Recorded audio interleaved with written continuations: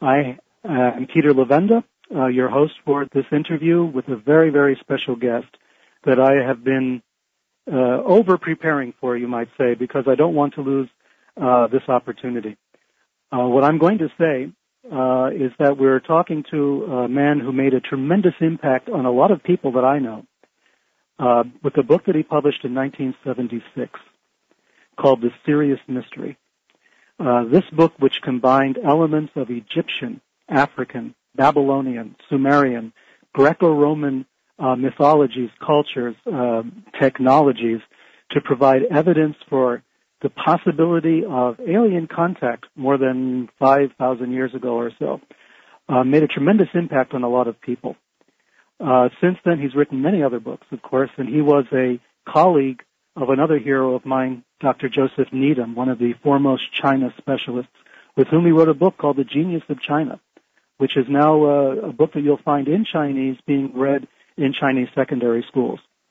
He's a visiting professor at Tsinghua University in Beijing, among other things. And we're going to talk to him today about his newest and latest book, which is a real stunner on in the same avenue as The Serious Mystery. It's called The Sphinx Mystery. And I'm very pleased today to introduce to you Dr. Robert Temple. Dr. Temple, how are you? Hello. I'm fine. I'm blushing from your introduction. Oh, not at all. I mean, I have been looking forward to this for a long time. I've been a fan of yours for many years, which probably dates both of us, but I've read Netherworld cover to cover. Just all of your books have been a tremendous contribution to what we know, or to reveal what we don't know about ancient history. And your approach has been such that I think it's on your website. Rupert Sheldrake says it best. It's integrative thinking. And I think this kind of approach is exactly what we need to understand the esoteric nature of what's gone on before. I mean, to understand the Sphinx, I mean, you make a very good point in the very opening of your book. You go to see the Sphinx and you're looking at it and you're stunned that there's something terribly wrong with what you've been told about the Sphinx, that the consensus reality we've grown up with is obviously drastically in error. Could you tell us just a little bit about how you came upon that conclusion that there was something wrong with what everybody knew, quote unquote, about the Sphinx? Well, when Olivia and I first saw it, we were just minding our own business and being ordinary tourists, and we weren't expecting to find anything unusual. We thought we were going to see the Sphinx. And then we saw this thing, and it wasn't the Sphinx. And it was both instantly realized that everybody had everything all wrong. It just had so many things wrong with it that just they weren't right at all. And one of the first things that you could notice was that it was this gigantic stone statue that seemed to go on forever, about the size of an ocean liner, and stuck on the top of one end was this little pimple that was in place of a head, and it was so out of proportion that really one wanted to burst out laughing. It was too ridiculous, and it was immediately obvious that it couldn't have been the original head; that it must have been cut down and recarved, because the Egyptians never did anything like that. Nobody in the history of the world has been more fanatical about correct proportion in buildings and statues and pictures than the Egyptians. To put a tiny head on a giant body would be impossible for them. They could never hold their heads up again for shame. So there was something really wrong there. And that was the first thing. And then we looked at the body and we thought, well, that's not a lion. And we looked and we looked, and we kept trying to see a lion. And really we began to think we must be lion dyslexic, because we obviously lacked the ability which other people had, which was the ability to see lions. And it just wasn't there. And so we're both great dog lovers, and our dog was alive at that time, and we said, well, it looks like him. And because it's got a completely straight back, you see, and it's crouching there just like a dog crouches when it's guarding you. When Olivia gardens, when our dog was alive, she used to do that with her back to Olivia in exactly the pose of the Sphinx, looking outwards to guard her against the approach of whoever might come, And this is what dogs do. And lions don't look like that. They've got great big macho chests and manes and so in the Sphinx mystery, I gathered together lots of Egyptian canonical pictures of lions to show, even one with the grid lines to show the geometrical way in which they constructed these. And I went back as far as the first dynasty to show early lions and how lions had never changed throughout Egyptian art history, and that they were always totally different from the Sphinx. And so it was obvious to us that this was a dog, and the famous dog is Anubis, the god Anubis, and that's obviously what this had once been, and that the head had somehow got lost, and a bit of it was left, and they'd carved a face on it later into this little tiny pimple, which they call a head. But when you see photos of the Sphinx, you see it from the front, so you see this wonderful face and head, and you don't realize that it's out of proportion with the body. Exactly. Pictures don't show you that. You have to be there. Well, one thing that I can tell listeners, the book, The Sphinx Mystery, is lavishly illustrated, and it's really a gorgeous production because of the way you've handled the patina of the photographs, if you will, throughout the book. The photographic evidence shouts out for the kind of interpretation that you've done. When you look at the Sphinx from all these different angles, and then you look at the other documentation you've amassed, you come away with this understanding that I think you even used the illusion of the emperor's new clothes. I mean, we've been told that the Sphinx is a lion for so long, and I grew up believing that and not questioning it until you came along and questioned it. And by questioning it, you've opened up an entire category of research into everything from the golden angle of resurrection, as you call it, to the resurrection cult itself that was based on the pyramids. I mean, it calls for a reevaluation of what we thought we knew. And the fact that the Sphinx was actually originally Anubis makes obvious sense. I mean, it's excellent. It's common sense, you might say. I'm just blown away by the research itself. Well, thank you. It took some doing to try to figure out whose face was on the recarved head, and I can't claim credit for being original there because what I did was I excavated an old article published towards the end of the 19th century by a German Egyptologist called Ludwig Burckhardt, which everybody had dismissed long ago, called On the Age of the Sphinx at Giza, in German, of course. I translated this whole thing. It's all in appendix in English, and that was very difficult because Burckhardt was a stuffy sort of fellow, and he wrote this pompous Victorian German. It's so difficult to read. And he wrote this before the Sphinx was properly excavated, so he was writing about the head, not the whole Sphinx, because he couldn't see it because it was still covered in sand, which is something that people often forget. And so he was able to look the Sphinx in the eye, because you could do that in those days, and make a proper study of the patterns of the stripes on the headdress, which is called a nemes headdress, which the pharaoh wore on sacred or ritual occasions. And he also studied the eye stripe makeup patterns on the face. And then he went round and looked at all the statues that were known in all the museums in Cairo, and he wrote off to his friends.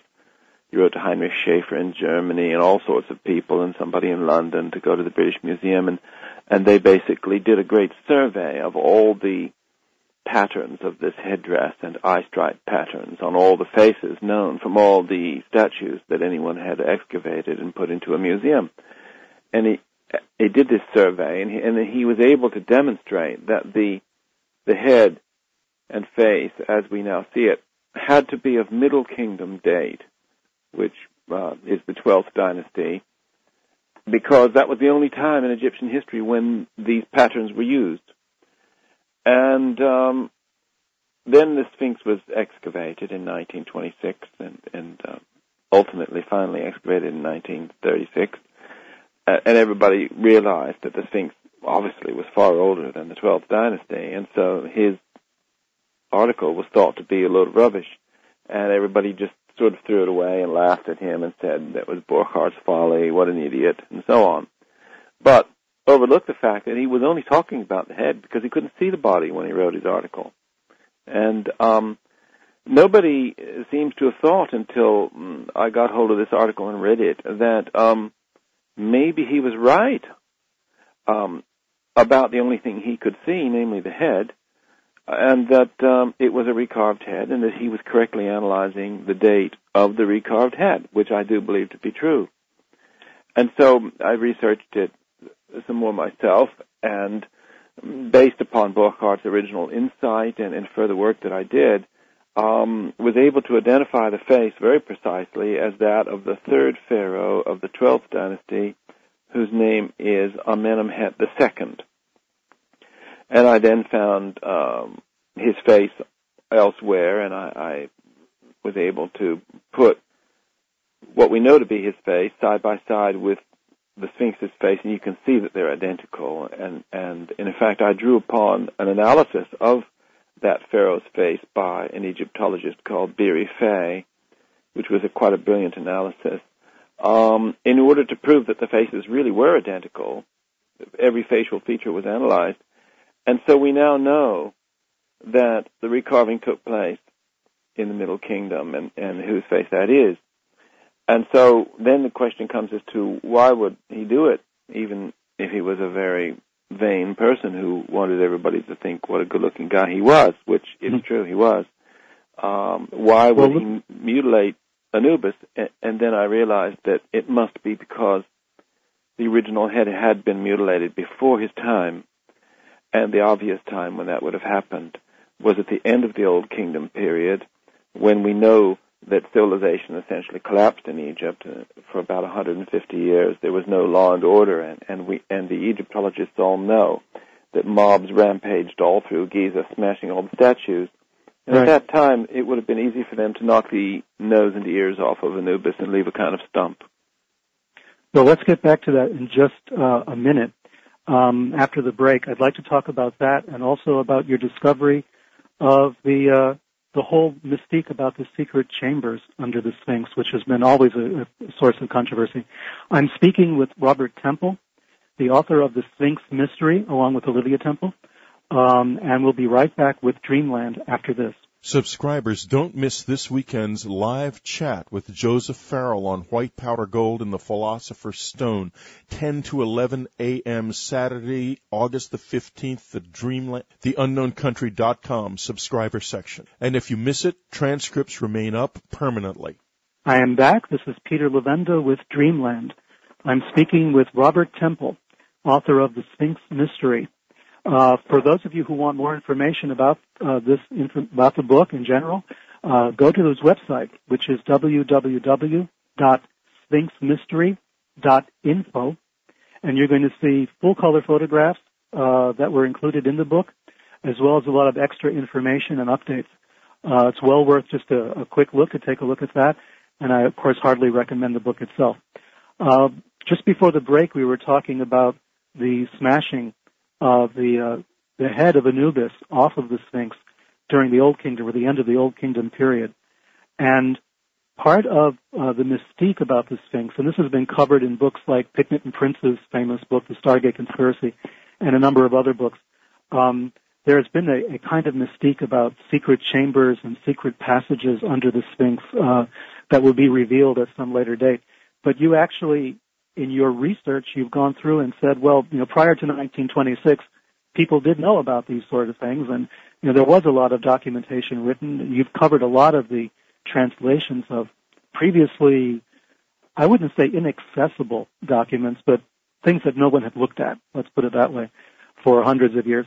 And you found that there was a lot of evidence for chambers of various kinds. In fact, you've gone through a few of them, haven't you? Yes, in fact, they're all in the book. At the back, we've got every description of the Sphinx published from the time of Pliny in the 1st century A.D. up until 1837, when we got tired and stopped.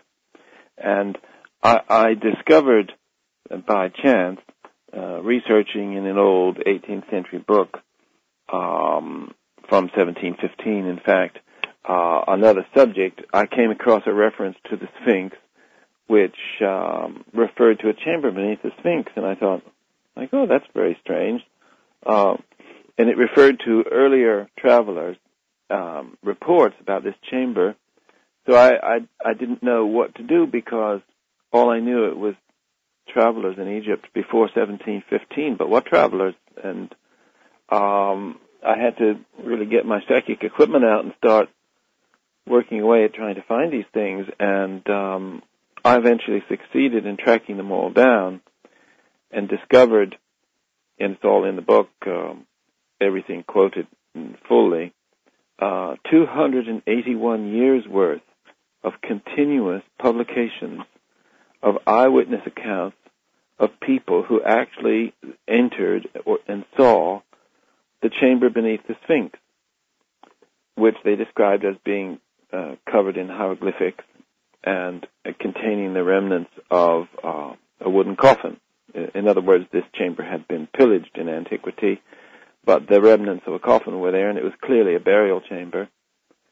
And it's not the same as what I call the rump tunnel at the back, under the Sphinx's bottom, where there's a scooped-out bit in the bedrock, which is a little cubicle. This is a proper chamber, a burial chamber.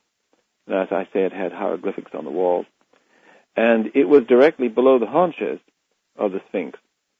And the information that survives from these early accounts is so precise that it describes the size and shape of the entrance to the vertical shaft, which went down from the Sphinx's back to the chamber. And it describes exactly, to the inch practically, where this was on top of the Sphinx's body, how many feet from the back of the head, how many feet from the rump, and so on. So, and we therefore know exactly where it is. And if you look at the plans of the Sphinx from above, you can see there's a blob there where the shaft used to be. And in fact, there is a crack in the bedrock that goes across this very point, which I think was probably caused by the intrusion of this shaft shattering the bedrock and causing that crack.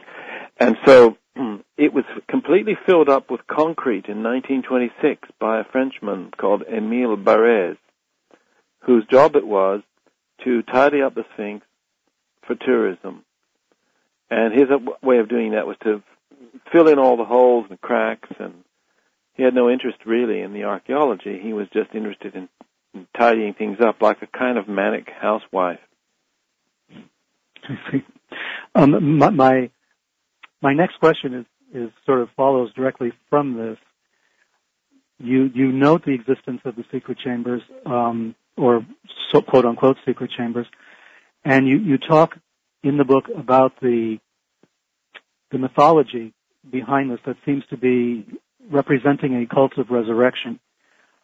What connection do you see between the Sphinx mystery that you spent years documenting and your earlier work on the Sirius mystery? Is there a continuum of belief where resurrection is concerned, astronomical phenomenon, that sort of thing? Do you find these two elements linked? Because in the Sirius mystery, you did hint at an Egyptian origin, perhaps, for some of this. Do you think that there is some kind of continuum of belief or understanding or practice between these two? Yes. The Sphinx mystery has been written to be self-contained and to not have to refer to any other book. Of course. Mm-hmm. really, when you're dealing with matters as complex as all of this, what you try to write books which can stand alone, but they obviously have connections with one another. It isn't always the case that you can spell that out explicitly, because the Sphinx mystery is so restricted to the Sphinx per se. It's already 600 pages long with 375 pictures, and my publisher told me it was the longest book he'd ever published. If it had been a page longer, he would have screamed. And so there's a limit to what you can do in a single volume. But in the next book that I'm doing, which is called Egyptian Dawn, which will come out next spring, more of these connections are made obvious. In other words, the Sphinx mystery will be referred back to. The pyramids are discussed in that one, and the Sphinx temple and the Valley temple are analyzed to death, practically. And a lot of extraordinary things are revealed, and it all sort of hangs together more. But the last two chapters of the Sphinx mystery do go way off into other directions. And that's on purpose, because that's kind of preparation for the next book to come. That's why I spent so much time analyzing the iconography of the famous crypt at Dendera with all those weird things in it. Right. And showing that they're all connected with these same ideas of resurrection, the netherworld, and the sacred golden angle of resurrection, which is intimately related to the pyramids. And I do put, as you know, in the book, this plan which shows that the three main Giza pyramids and Sphinx, those four monuments together, are rigidly planned in relation to one another as part of a single unified design concept. And so it's entirely based upon the golden angle. Right. I mean, that's a breathtaking part of the book, of course, is the discussion of the golden angle and the drawings that show the relationship of the Sphinx to the pyramids and to this angle, even including how shadows are cast at specific times of the year to reinforce the idea that there is a golden angle and that it actually is a marker to the shafts within the pyramids themselves. Isn't that correct? Yes, absolutely. The angle, for those who don't know, is 26 degrees, 33 minutes, and 54 seconds. That's what I call the golden angle.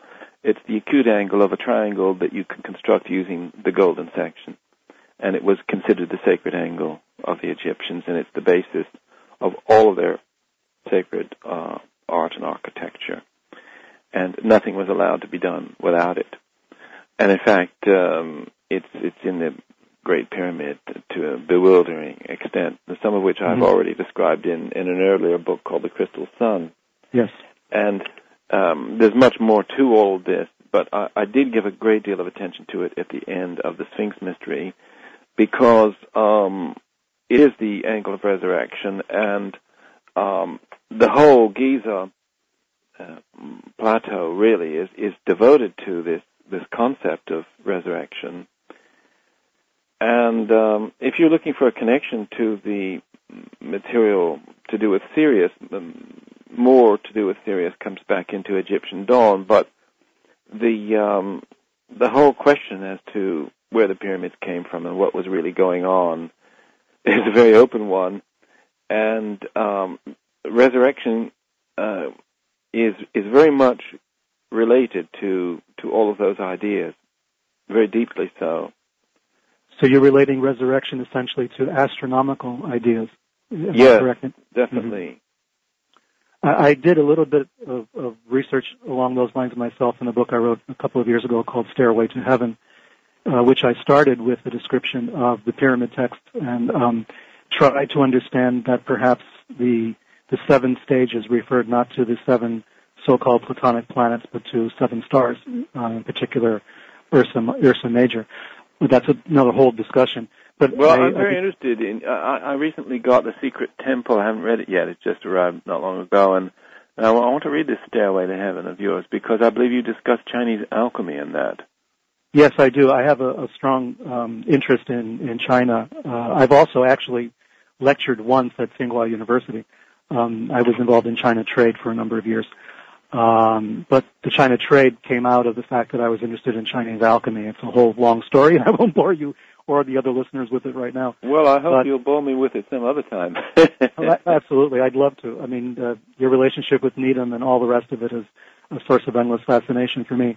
But I'm going to have to take a break right now, tell our listeners that we're talking to Robert Temple, the author of the latest book, The Sphinx Mystery, The Forgotten Origins of the Sanctuary of Anubis. I'm Peter Levenda, and we'll be right back with Dreamland. This is Whitley Strieber's Dreamland. Expert hosts, unique information. And we're back. I'm Peter Levenda for Dreamland, our very special interview with Robert Temple, the author with his wife, Olivia Temple, of The Sphinx Mystery, The Forgotten Origins of the Sanctuary of Anubis. We've been talking about angles and pyramids and Anubis and astronomy and the ideas of resurrection connected with the stars. As I mentioned at the very top of this interview, Robert Temple had written a book called The Sirius Mystery, which gave a great deal of evidence for the fact, or for the idea, rather, that we had been visited, as human beings, we had been visited something like between 3,000 and 5,000 years ago, I suppose, by visitors from the Sirius star system, and that an African tribe in Mali called the Dogon had meticulous records of this. I mean, they had calendars and rituals based on it, and it was that book that drove me to find the original book by the Frenchman called Pale Fox on the Dogon, and to do that research and to come up with a lot of other ideas. It was a very stimulating and seminal book, The Sirius Mystery. And what Dr. Temple is telling us is that a book that's coming out even later will start to tie all of these things in together. I'm fascinated by this. But one thing that did jump out at me when The Sirius Mystery was reissued a couple of years ago was your story of how intelligence agencies were attracted somehow to the fact that you were researching the Dogon. Is this something you care to talk about, just although it's not apropos of the Sphinx Mystery? I don't think. Sure. When I revised and expanded The Sirius Mystery in its 1998 edition with 50% additional material, I wrote a lot in the first chapter, which was a completely new chapter, about the history of basically harassment, and you could even call it persecution, although I hope I don't have a persecution complex, by the security agencies because of the book. And I also described there how a friend of mine who was a 33rd degree Mason approached me and asked me to become a Mason, which I then became. I went through the 3 degrees so that I could speak to him. He couldn't talk to me openly until I had gone through the 3 degrees about the Sirius Mystery, which he says was of great interest to the research people in Washington, which was the headquarters of this the Scottish Rite. And a lot of the top people in the country, like Gerald Ford, for instance, are 33rd degree Masons, and but then he died, unfortunately, between the 2nd and 3rd degree from me. So I never got to find out what it was he wanted to discuss that he said was so important that I had to become a Mason for it. He had become a Mason because my grandfather was a 32nd degree Mason, and he introduced him into Masonry. He sponsored him. And so he felt that it was his duty to sort of show favor to me as a return favor for what my grandfather had done for him. My grandfather didn't become a 33rd degree Mason, even though he was asked to, because he just didn't have the time. And it's quite a hard life being a 33rd degree Mason, because you've got all these tremendous administrative responsibilities and travel and everything. Mm-hmm. But I didn't then pursue Masonry particularly after that, because I haven't got time, really, to sit around having dinner with people and talking about things that aren't really that interesting, because it takes so long to work your way up the degrees to where you can talk to anybody about anything that's really of interest that I just gave it up. So that never really happened. But there's no doubt that the Sirius Mystery and everything to do with these Egyptian subjects is intimately related with the Masonic tradition and any number of other secret societies. I understand, but it seems odd to me that the intelligence agencies would be interested in this. I mean, I only mention all of this because it was a source of fascination for me as well. The degree to which the intelligence agencies and sometimes the secret societies kind of overlap, at least in their approach very to much reality. So. Well, you know, the security agencies don't like me because I think, and that's not allowed. Exactly. I can understand that. Well, we have another thing sort of in common. You were a friend of Arthur Young, I believe, for some time. I never very knew much so. He was a kind of mentor. I met him when I was 16. Wow. Well, we were very, very closely connected for 5 years that I spent in Philadelphia, where he lived. Yeah. Because I went to university when I was 16, you see. Right. And that was at the University of Pennsylvania in Philadelphia. Mm-hmm. And the chap who turned out to be my best friend at Penn, his father had worked with Arthur on developing the Bell helicopter. And so when John went to Penn, he was older than me, his father put him in touch with Arthur. And then when I turned up, I met John almost immediately. When I got there, he immediately took me around to Arthur's house. And so from that time on, I was intimately involved with Arthur's work and helped him with his 2 books, the Geometry of Meaning, in which he actually acknowledges me in the front, and the other one, The Reflexive Universe, where he forgot to acknowledge me, even though I helped him more on that one than on the other one. Mm-hmm. And we worked very closely together. It may sound a strange sort of friendship, but that's what we did. And it was tremendous fun. And I spent much more time working with Arthur and doing all that than I spent at the university doing my courses and things. Well, Arthur Young has been a focus of my research for a long time. Really? In 2 different directions. One, of course, was his early involvement with Andrija Puharich in the early 1950s. In that bizarre seance group they had going for a while called the Nine, and which the Astors belonged to and the DuPonts, and Puharich had written about it in a couple of places. And I thought it was fascinating that Arthur Young would be involved with that. And then, of course, the other direction is, his stepdaughter-in-law being Ruth Paine, and the connection to the Kennedy assassination from there. When I came across Arthur Young's name going through the Warren Commission reports, I was sort of shocked. And I said, whoa, how many degrees of separation is that really? It's just 2 or 3 handshakes away from Oswald. So Arthur Young became this topic of conversation for me and a focus of research for years because I was fascinated by him. I had read Geometry of Meaning when it came out, and I was, I only knew Arthur Young from that perspective.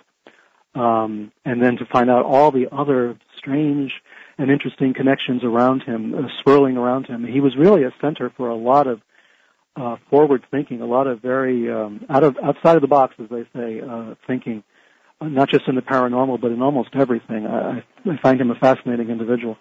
Anyway, I guess I knew Arthur just about as well as anybody, and he was a real genius. Yes, I think that's safe to say. Also, we both did meet one person. Well, I know you didn't particularly care for him, and I didn't really know him that well, and that was Harry Smith. Yeah. I had such an instant revulsion to Harry Smith, and Arthur was so shocked. He said, "What have you got against Harry? I know he's eccentric, I know he's weird, and all of that, but he went on about how interesting Harry was and what great stuff he did, and even though he was weird, and you had to learn how to put up with Harry," he said. I said, "I don't have to learn how to put up with him. I don't like him." As soon as I set eyes on him, I was instantly off this guy. There was just something about him that was black, and I wouldn't have anything to do with him, and I walked out of the room, and that was it. Well, I just couldn't stand Harry Smith. For our listeners who don't know who Harry Smith was, he passed away a few years ago. He was always around. He was an artist of sorts. He was a musician. He was involved. When I met him, he was trying to put together a very strange video presentation of the Enochian watchtowers. I mean, I was introduced to him by some Aleister Crowley people from Well, the that's the trouble. That's the trouble. Yeah. Wasn't he? Didn't he claim to be Crowley's illegitimate son? I think that was one of his many claims to fame, yes. But he was an interesting character. I just bring that up in case our listeners are taking notes and they want to know all the degrees of separation that exist.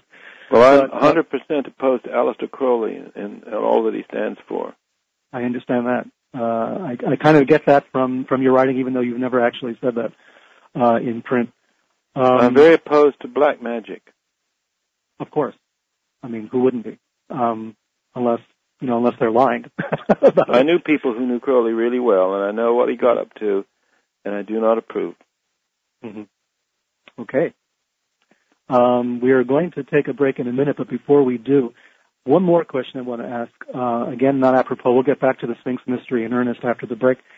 But am I correct? Do I understand correctly that you did go to Mexico to Acámbaro? I didn't go to Acámbaro, but Arthur went there a lot. And Arthur did a lot, yeah. Well, he was a very, very close friend of Julesrud, right. You know, I've recently put, or at least I only just the other day, I hope they're on, put a lot of photos of the Acámbaro figurines on my website.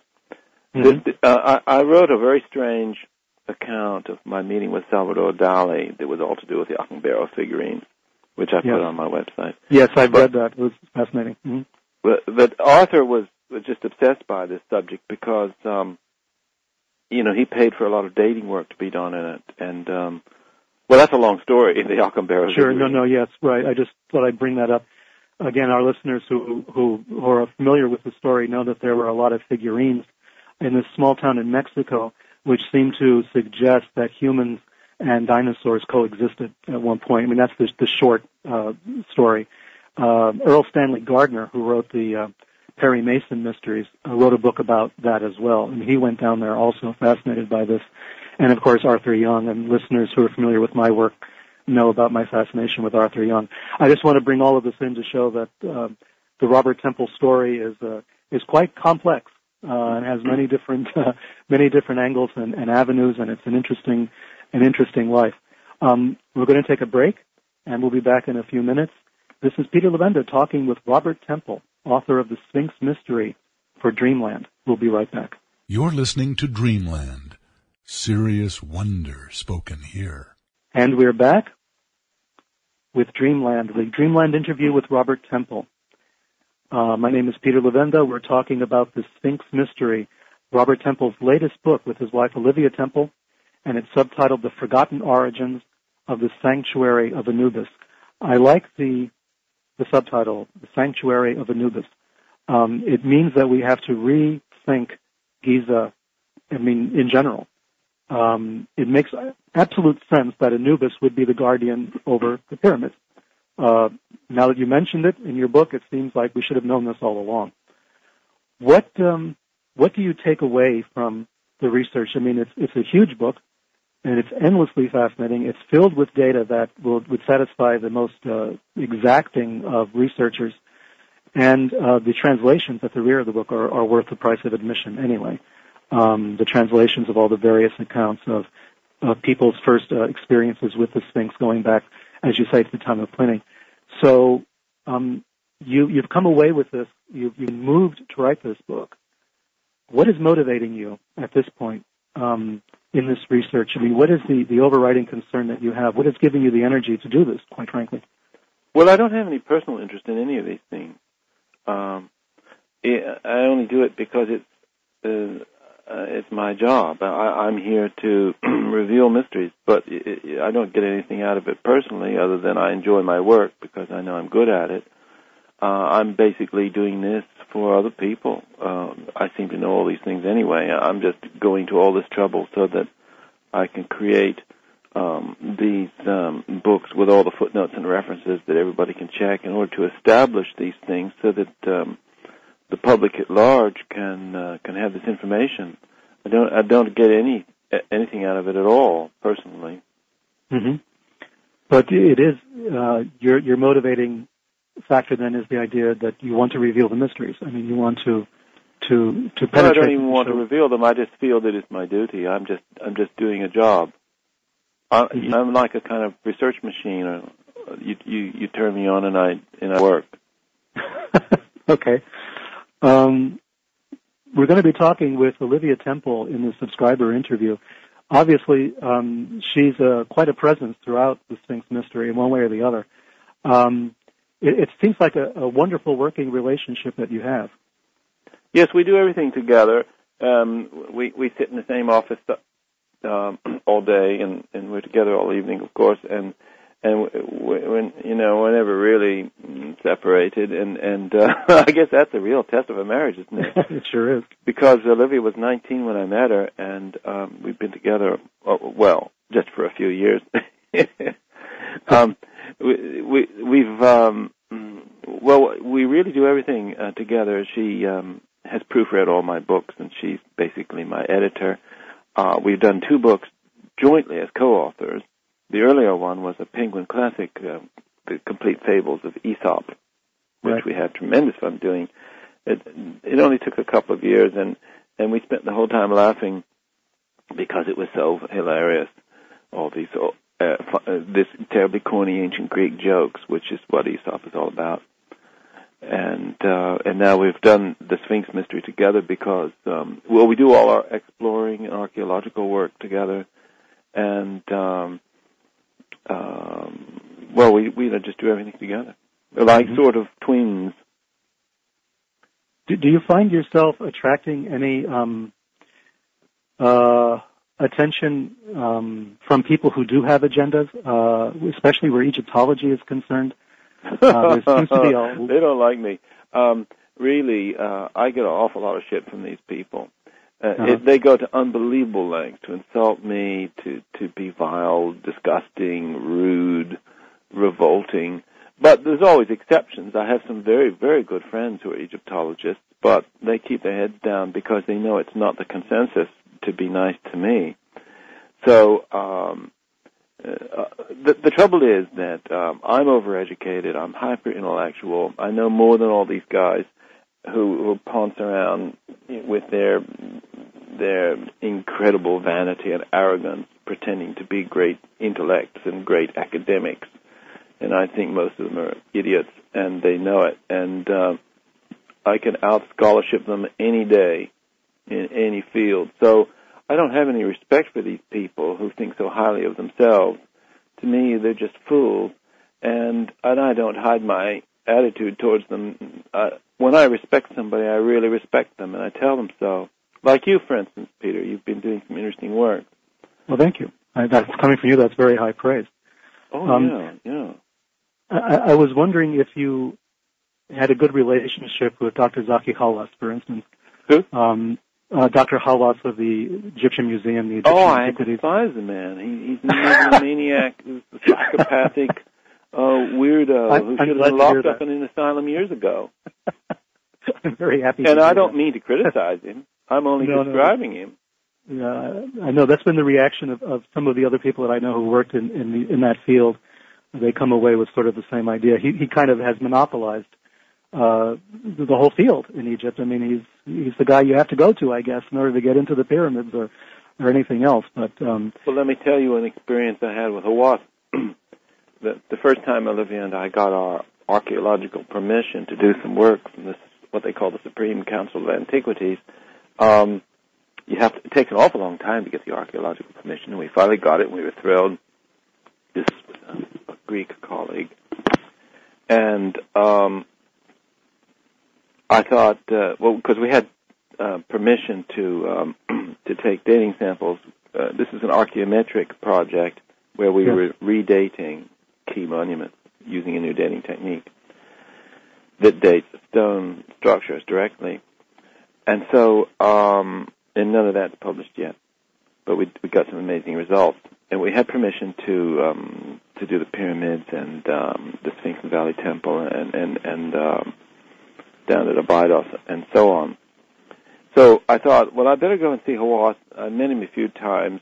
I realized that he thought incredibly highly of himself and was a real tricky character. But I thought, well, and Olivia encouraged me. She's always encouraging me to try to be nice to people because maybe they might be nice back, although they really aren't that time. The eternal optimist. She's an optimist. And so I thought, okay, let's go see Hawass. So we both went to Hawass, armed with this piece of paper, which we were so proud, with all the signatures of Gabala and Faguer and so on the thing giving us our permission. Because at that time, Hawass was only the director of the Giza Plateau. And I said, well, Dr. Hawass, we're here. We've got the permission to do this various work at Giza, and I thought we'd come and just give you advance warning because I know we still have the long process of the security permission to go through, and it will be many months before we can start work. But I thought that while I'm here, we'd come to see you. This was his office that he had at Giza, and just say hello and maybe have a brief preliminary discussion about how we might go about things and what we might do later on, many months from now. He was furious, of course. He's generally furious. I mean, furious is routine for him. So I handed him the piece of paper, and he crumpled it up in a bowl and threw it at my face and screamed at me, with purple with rage. And he said, "This means nothing." Oh my goodness! And it only had the signature on it of the head of the Supreme Council of Antiquity, right, yes, a man right. whom he violently hated, yes. Called Gabala, an incredibly nice man, by the way. I recommend Gabala very highly. Immensely sophisticated and civilized and polite and learned and everything else. Everything that Hawass isn't. And so I was very taken aback because I'm very rarely nonplussed, but in this case I really was. I didn't know. The last thing I expected that he would be that brazen, and we beat a hasty retreat. But then when you get your security clearance in Egypt, it takes forever. It took 9 months. It always takes 9 months the first time, and then when you go back the second time, they've done a lot of that, so it's only 3 months. And you have to be approved by the Army, the Navy, the Air Force, the police, the secret police, and the Antiquities police, all 6 of them. And that takes a long time because it's all carried by hand from building to building over a period of many months. And I made a joke after I got it. I said, well, I'm really glad that the Egyptian Air Force it doesn't seem to be worried about me because, I just stole my last fighter plane, and this was considered to be very, very, very bad form. You don't make this kind of joke in Egypt. Right, I guess so. Not allowed to be humorous when it comes to the Air Force or anything. No. Well, for those listeners who are wondering who we're talking about, Dr. Hawass, if you remember that President Obama recently visited the pyramids when he gave his Cairo speech, you will have noticed a man in a floppy hat standing next to him and introducing him to the various antiquities at the pyramids, and that was Dr. Hawass. Dr. Temple, we're running out of time, unfortunately. There's so many more questions that I had and so much more that we could have talked about, but I really wanted to make sure that our listeners understood that the Sphinx mystery, the forgotten origins of the sanctuary of Anubis, is an absolutely fascinating, breathtaking accomplishment. It will make you go back and look at the pyramids and the Sphinx from a completely different perspective, and one which is based on the documents, one which is based on reality, not just on the fantasies of the Egyptologists of the last 100 years or so, but on actually very hard and painstaking research that was done. Those of you interested in Egyptian mysteries, in the Egyptian religion, in the Egyptian culture of ancient Egypt, those of you planning a trip to Egypt sometime in the future, this book is a necessity. It's going to make you head and shoulders much better informed than probably your tour guides, for sure. I want to thank Robert Temple for taking this time to speak with us. Go to his website. It's www.sphinxmystery.info. It's got great material on there, a lot of photographs, a lot of reviews, and other articles that Robert Temple has written for Masonic magazines, among others, on this very, very important subject. Dr. Temple, once again, it's a big pleasure for me to be speaking with you after having come across you back in 1976, which dates both of us, I suppose. But thanks very much, and I hope to speak with you again soon. Great. I enjoyed it, Peter. Thanks a lot. Thank you. Bye. This is Peter Levenda for Dreamland. There will be a subscriber interview with Olivia Temple. That will also be fascinating, and I encourage those who have not